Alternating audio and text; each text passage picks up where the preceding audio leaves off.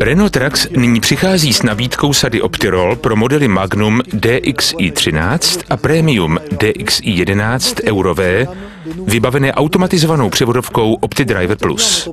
Vozidla této řady tak získávají nové výhody a přednosti, díky kterým i nadále zůstáváme jedničkou na trhu v oblasti úspory paliva. Sada Optirol obsahuje 3 funkce. Funkci Optirol, nový tempomat, který se nazývá Soft Cruise, a zakázání režimu Power. Cílem funkce Optirol je zbavit se přirozeného brzdného účinku motoru.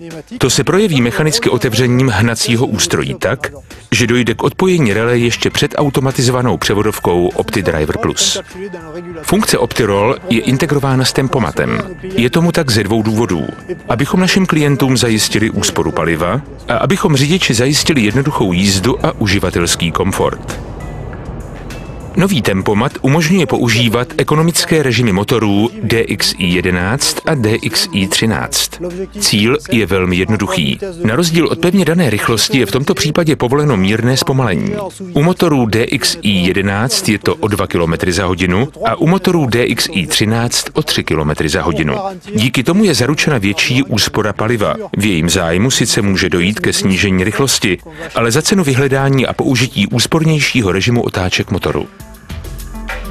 Režim Power používá odlišnou strategii řazení rychlostí převodovky.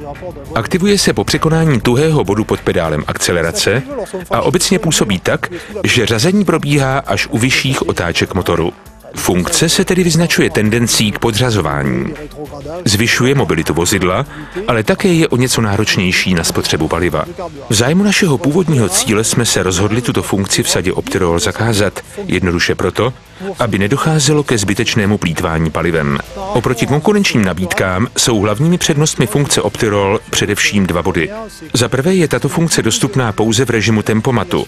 Jinak řečeno, když není tempomat funkční, funkce nemůže být aktivována. Za druhé, regulační rozmezí je stanoveno na plus 7 km za hodinu až minus 3 km za hodinu, oproti pevně dané regulované rychlosti.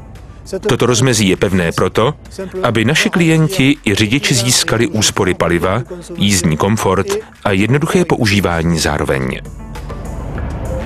Výhody sady Optirol samozřejmě závisí také na profilu vozovky, zatížení vozidla, na cestovní rychlosti vozidla a na používání funkce Cruise Control. Dle našich měření může sada přinést u Premium Route úsporu paliva až 0,9% a u Magnum 1,2%.